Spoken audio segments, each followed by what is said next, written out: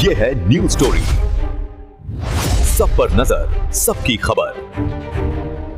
नमस्कार, आपण पाहत आहात न्यूज स्टोरी वर्धा एडिशन।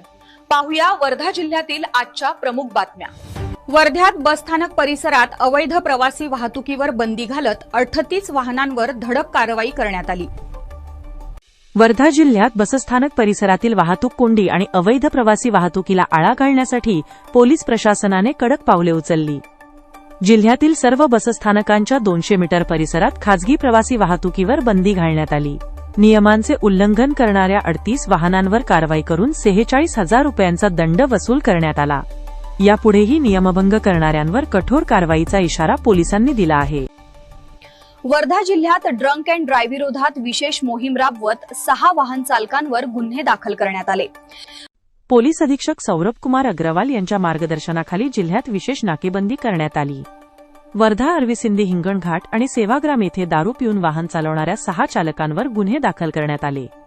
चालू वर्षात आतापर्यंत ड्रंक अँड ड्राईव्हच्या 150 तर विना हेल्मेटच्या 1202 केसेस नोंदवण्यात आल्या।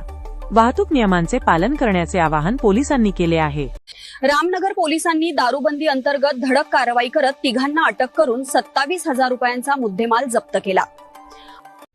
रामनगर पोलिसांनी दारूबंदी अंतर्गत 2 ठिकाणी धडक कारवाई करत तिघांना अटक केली। पोद्दार बगीचा परिसरातून 2 आरोपींकडून देशी विदेशी दारू व बियर जप्त करण्यात आली, तर इंदिरानगर येथे एका आरोपीच्या घरातून दारूसाठा हस्तगत करण्यात आला। या कारवाईत एकूण 27,250 रुपयांचा मुद्देमाल जप्त करण्यात आला असून दारूबंदी पथकाने ही मोहीम यशस्वीपणे पार पाडली। वर्ध्यात महाराष्ट्र देवस्थान इनाम कायद्याविरोधात निवेदन देत तीव्र आंदोलनाचा इशारा देण्यात आला। वर्ध्यात महाराष्ट्र शासनाच्या प्रस्तावित देवस्थान इनाम निर्मूलन अधिनियम 2026 या कायद्याविरोधात निवेदन देण्यात आले। या कायद्यामुळे देवस्थानच्या जमिनी आणि धार्मिक संस्थांची व्यवस्था धोक्यात येईल अशी भीती व्यक्त करण्यात आली। हा कायदा मागे घेण्याची मागणी करत जिल्हाधिकाऱ्यांना निवेदन सादर करण्यात आले असून निर्णय न झाल्यास तीव्र जनआंदोलनाचा इशारा देण्यात आला आहे। पुलगाव रेल्वे स्थानकावरील आरक्षण वेळ पूर्ववत करण्यात येत प्रवाशांना मोठा दिलासा मिळाला आहे। वर्ध्याच्या पुलगाव रेल्वे स्थानकावर आरक्षण खिडकीची वेळ सकाळी 8 ते दुपारी 4 करण्यात आल्याने प्रवाशांना मोठा त्रास सहन करावा लागत होता।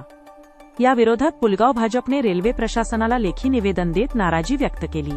त्यानंतर प्रशासनाने निर्णयाचा फेरविचार करत आरक्षण खिडकीची वेळ पुन्हा सकाळी 8 ते रात्री 8 वाजेपर्यंत पूर्ववत केली।